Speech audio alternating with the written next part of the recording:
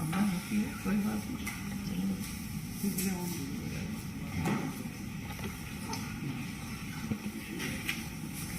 मित्रों नमस्कार।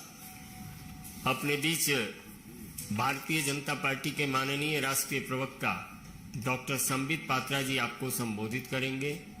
बगल में दिल्ली प्रदेश भारतीय जनता पार्टी के प्रवक्ता माननीय हरीश खुराना जी हैं। मेरा विनम्र निवेदन है माननीय संबित जी से कि आपको संबोधित करें। धन्यवाद संजय जी, धन्यवाद हरीश खुराना जी, और आप सब यहाँ उपस्थित हैं उसके लिए आपका अभिनंदन और शुभकामनाएं। The drama begins yet again, the drama continues. ये कहना अतिशयोक्ति नहीं होगा। जिस प्रकार से अरविंद केजरीवाल और आम आदमी पार्टी की नौटंकी चल रही है वो पूरा हिंदुस्तान देख रहा है। आज फिर से एक बार विधानसभा के पटल का दुरुपयोग करके जिस प्रकार से अरविंद केजरीवाल जी ने वहां कुलछित राजनीति की, अपना प्रचार किया, अपना प्रसार किया, अनर्गल प्रवचन किया और झूठ झूठ और झूठ हम सबके सामने परोसा, वो हम सबने आज देखा है।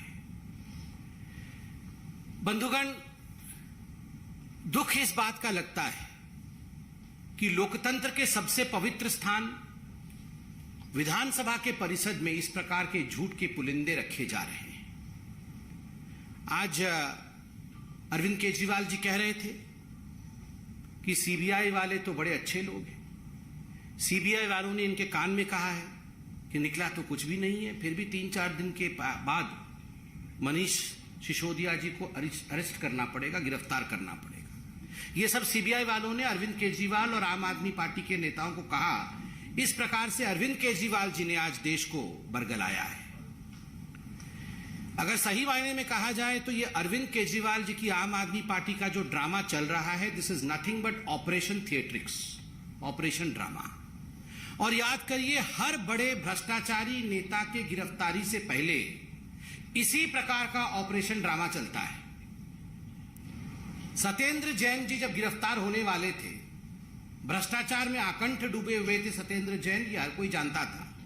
जब उनकी जांच चल रही थी तो ठीक इसी प्रकार की प्रक्रिया आम आदमी पार्टी कर रही थी, ठीक इसी प्रकार का भाषण अरविंद केजरीवाल दे रहे थे। वो कह रहे थे सत्येंद्र जैन तो राजा हरिश्चंद्र है, इनको तो पद्म विभूषण मिलना चाहिए, इनसे ज्यादा कट्टर ईमानदार तो कोई मंत्री है नहीं। ये सीबीआई, ये ईडी, ये तो गलत काम कर रहे हैं। Satyendra Jain is the best minister, this is what Arvind Kejriwal was saying. मगर सत्येंद्र जैन गिरफ्तार हुए और आज 4 महीने हो चुके हैं, 4 months, उनको बेल नहीं मिला है कोर्ट से। क्यों नहीं मिला है? ये जो भाषण अरविंद केजरीवाल जी करते हैं विधानसभा में खड़े होकर, अगर उस भाषण में तथ्य होता तो अभी तक तो सत्येंद्र जैन जी को कितनी बार बेल हो चुका होता। मेरिट्स नहीं है, आर्ग्यूमेंट में मेरिट्स नहीं है और करप्शन किया है, इसीलिए सत्येंद्र जैन जी को बेल नहीं मिल रहा है। उस समय भी अरविंद केजरीवाल जी कह रहे थे सत्येंद्र जैन जी के लॉकर से तो कुछ नहीं मिला, झुनझुना मिला है उनके लॉकर से। लॉकर से तो झुनझुना मिलता है मगर बेल नहीं मिलता है। ये सारी बातें अरविंद केजरीवाल जी जाके कोर्ट में कहें कि हम कितने कट्टर ईमानदार हैं, ये ईडी और सीबीआई वाले नाहक ही रेड कर रहे हैं, उसके बावजूद उन्हें बेल नहीं मिल रहा है। This speaks volumes. ये बहुत कुछ कहता है कि सत्येंद्र जैन को बेल नहीं मिल रहा है। जितेंद्र तोमर इनके कानून के मंत्री थे।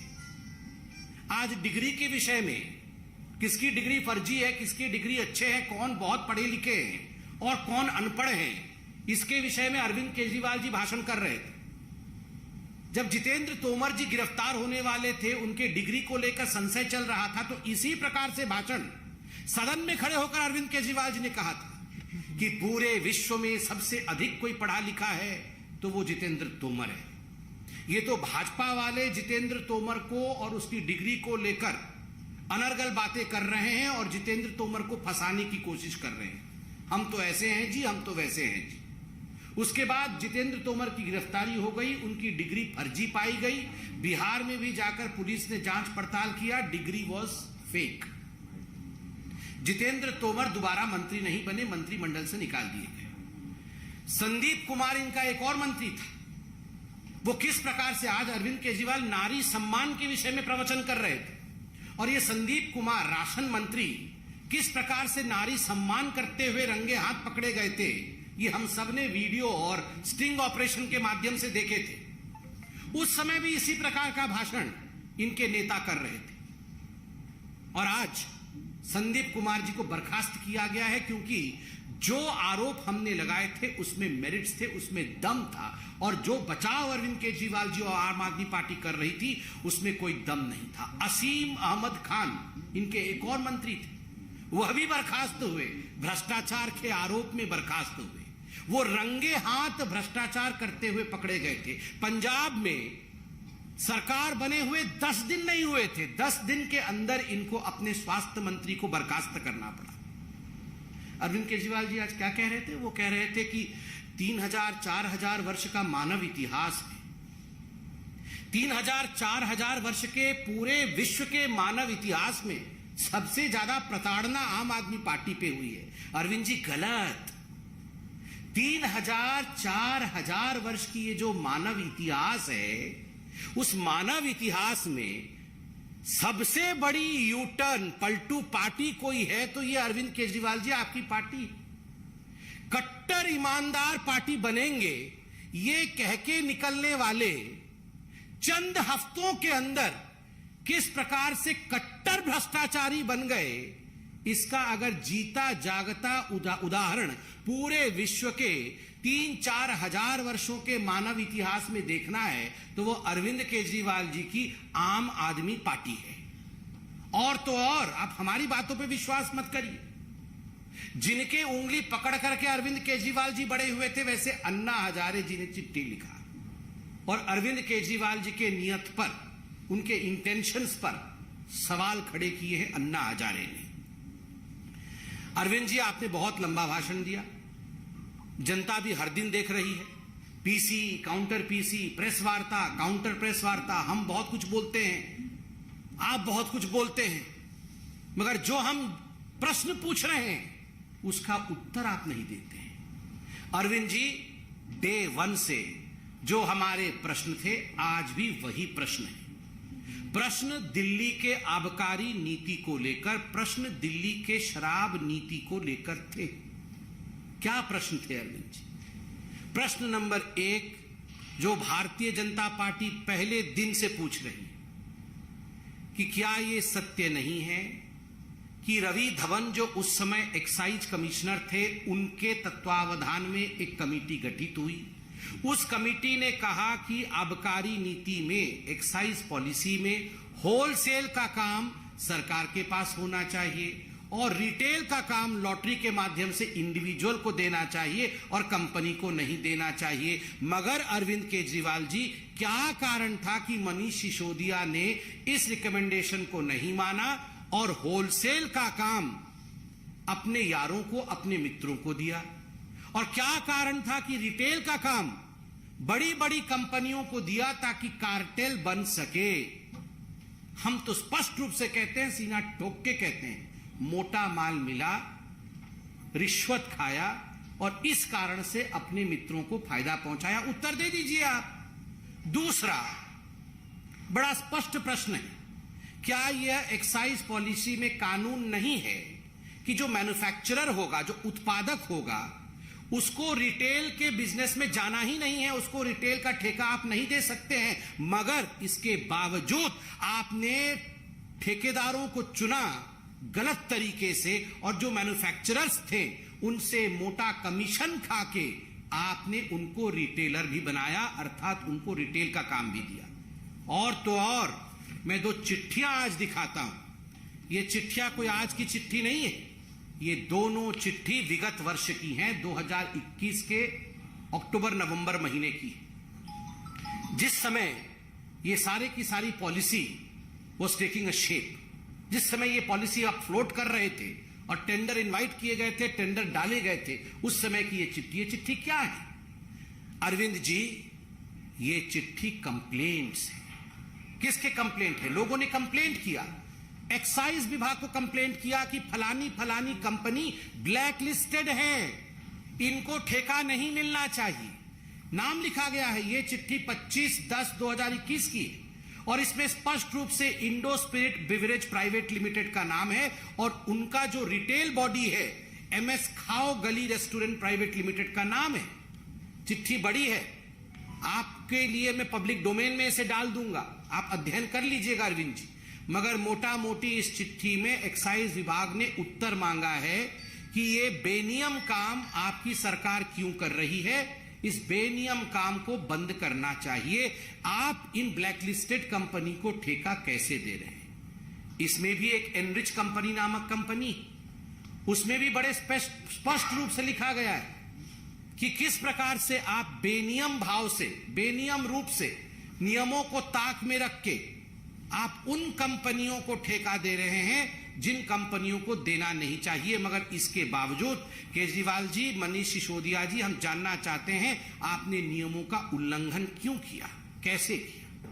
तीसरा प्रश्न मैं पूछना चाहता हूं, और आज तो दूध का दूध और पानी का पानी होके ही रहेगा। अरविंद जी, हम इधर उधर की बातें नहीं करते हैं। क्या कारण था जो मनीष सिसोदिया ने, जो पहले रिटेलर्स को 2% का कमीशन मिलता था बोतल बेचने पर, 2% का, जो होलसेलर्स को, जो हमारे होलसेलर्स थे उनको पहले 2% उसका जो कमीशन मिलता था, उस कमीशन को बढ़ा करके आपने 12% किया, 12% किया। क्या कारण था उसके पीछे? ये हिसाब तो अब पुराना हो चुका है, मगर फिर भी अब बच्चा बच्चा इस हिसाब को जानता है। मगर फिर भी अरविंद केजरीवाल जी, आप विधानमंडल में इतनी भाषण करते हैं, मैं ये हिसाब जानना चाहता हूं। एक 750 ml की जो बोतल होती है, उसके होलसेल रेट में जो पुरानी नीति है, उस पुरानी नीति में एक बोतल 166 रुपीस का आता था, और जो नई नीति आई उसके अंतर्गत वो 188 रुपए का बिकने लगा। मतलब नई नीति में बोतल का रेट होलसेल में बढ़ गया। सरकार की कमाई, पुरानी नीति में वैट और एक्साइज मिलाकर के सरकार की कमाई पहले 330 रुपए की होती थी, एक बोतल पे 330 रुपए सरकार कमाती थी। और मनीष सिसोदिया जी, जो नई नीति आप लेकर आए उसके अंतर्गत एक 750 ml की बोतल पे सरकार की कमाई मात्र 8 रुपए होती है।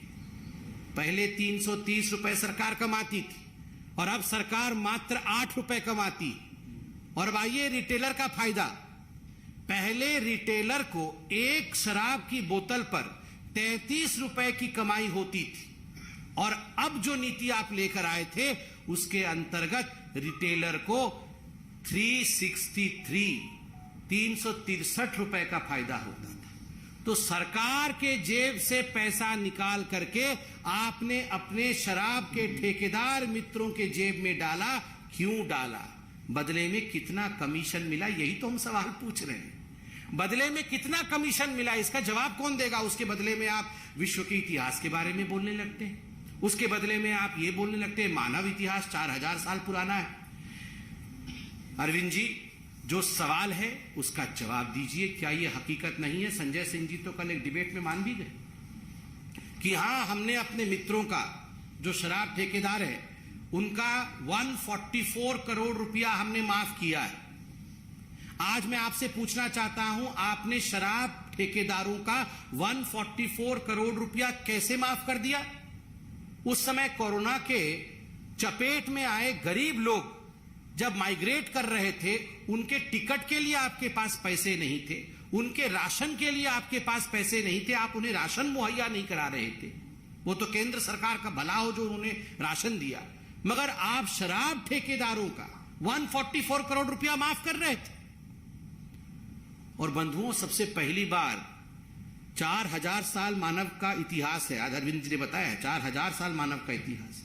4000 साल मानव के इतिहास में पहली बार ऐसा हुआ है, बोतल तो ज्यादा बिके हैं, पैसा कम आया है। पहले जितने बोतल बिकते थे उससे डबल बोतल बिक गए, मगर पैसा आधा आया। ऐसे कैसे हुआ? यह मनुष्य के इतिहास में 4000 साल में अरविंद जी पहली बार हुआ है। इसका जवाब कौन देगा? इसका जवाब नहीं देंगे आप। जब हम एक्साइज पॉलिसी पे पूछ और बोल रहे थे कि अब जिस दिन मनीष सिसोदिया जी अरेस्ट होंगे, इनको सीबीआई वाले कान में बोल के गए थे कि अरेस्ट होने वाले हैं, कि जिस दिन मनीष सिसोदिया जी अरेस्ट होंगे 3-4 दिन के अंदर, तो गुजरात में इनका वोट प्रतिशत बढ़ के 6% हो जाएगा। अभी 4% हो गया है, ये सब जो ड्रामा किया है उन्होंने, 4% हो गया है, और 4-5 दिन में अरेस्ट हो जाएंगे तो 6% हो जाएगा। अरे अरविंद जी, आपका 6% वोट परसेंटेज बढ़ जाएगा और आप इतना हंगामा क्यों काट रहे हैं? आपको तो खुद ही हथकड़ी लगा के भेज देना चाहिए कि जल्दी जल्दी अरेस्ट करो, हमारा वोट परसेंट बढ़ रहा है। ये अरविंद जी, आप क्या सोचते हैं? आप ये जो आबकारी नीति पर जिस प्रकार से आप ड्रामा कर रहे हैं, ये जो ऑपरेशन ड्रामा चल रहा है, ये हिंदुस्तान की जनता समझ नहीं पा रही है। ये हिंदुस्तान की जनता भली प्रकार से समझ रही है, और हम केवल और केवल जो 5 सवाल अभी पूछे, इन 5 सवालों के जवाब मनीष सिसोदिया जी से चाहते हैं। मनीष जी, आप इनका जवाब दे दीजिए जो 5 सवाल पूछे हैं कि आपने कमीशन के रिकमेंडेशन को ताक पे क्यों रखा, बोतल तो ज्यादा बिक्री हुई, पैसा क्यों कम आया, आपने ब्लैकलिस्टेड कंपनीज को क्यों ठेके दिए, आपने 2% से 12% कमीशन होलसेलर्स का क्यों बढ़ाया, और आपने अपने यारों का 144 करोड़ रुपया क्यों माफ किया। इन 5 प्रश्नों का जवाब दे दीजिए। और अरविंद केजरीवाल जी, आपके लिए तो एक ही प्रश्न हमने पूछा था, ये सब आप जानते थे, और इसीलिए आपने फाइल पे साइन नहीं किए थे। बिना फाइल साइन किए आपने एलजी को भेजा था, ताकि गाज आपके ऊपर ना गिरे, गाज मनीष सिसोदिया के ऊपर ही गिरे और आप अपना वोट प्रतिशत बढ़ाते रहे। इसलिए मनीष जी को आपने आगे कर दिया और आपने हस्ताक्षर नहीं किए, क्योंकि आप तो आईआईटी से है ना। आपने बोला आज आपको तो पता है कि कौन फंसने वाला है और कौन बचने वाला है। तो ये 6 सवाल हमने पूछे थे, 6 सवालों का आप जवाब दे दीजिए, बाकी इधर उधर की बात आप मत करिए। बहुत बहुत धन्यवाद। कोई प्रश्न हो तो अवश्य पूछिए।